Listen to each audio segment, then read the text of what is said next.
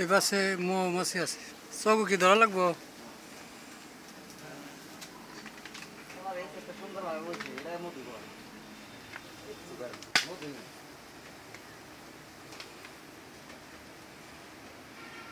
এত সুন্দর প্লেসে বই আমো দিবেন কি করা অলস মৌমাছি। জামাটা ধরে ধরছি। আবার যে মোরা দেখা যায় গাড়া মাছ কানে বসছি থাকে ওইটুকু আনবার গেলে চারটা পরে যাবো। না ধরেন আমি বালতি করে মোট দিয়ে ঠিকই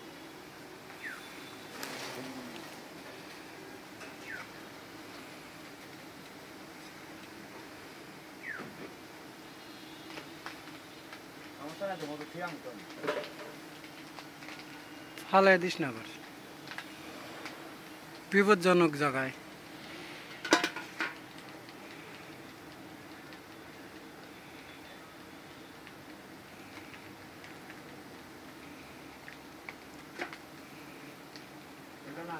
হয়েছে হয়েছে, ভালোই হয়েছে, খারাপ হয় নাই।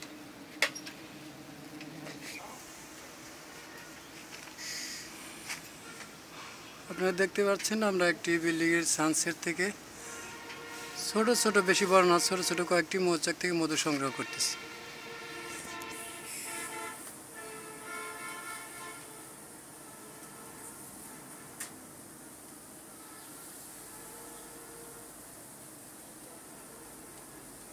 একটা সুতা খুলে দিলেই ভালো হয়।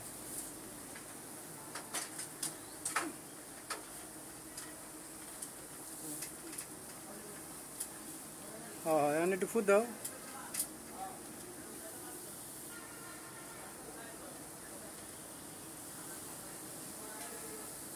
মাঝখানে গাড়া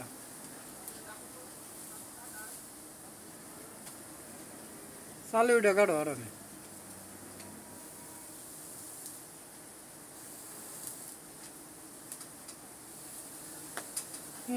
মাছে পুরবো।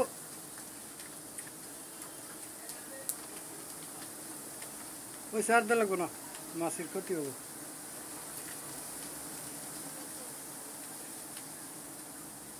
এটা ক্যাবিন করছে মধু মাঝখানে।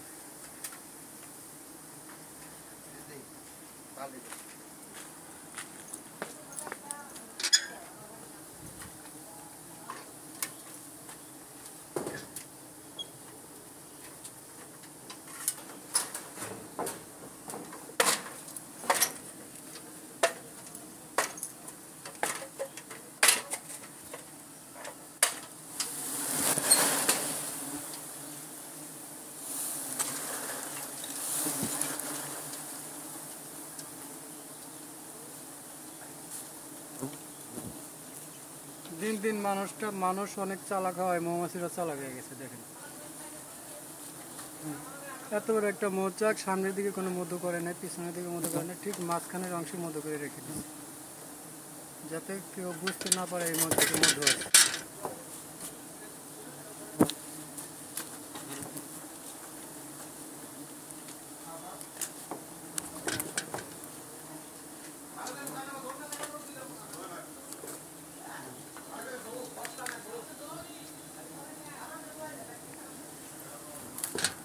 ভাই ভাই ভাই একটু এই তো মধু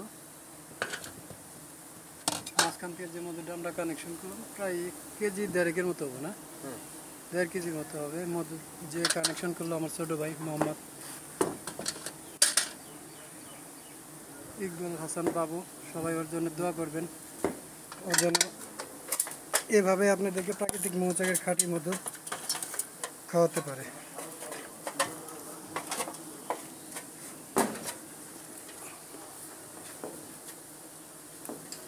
তো আজ আমাদের ভিডিও এই পর্যন্তই। আল্লাহ হাফেজ।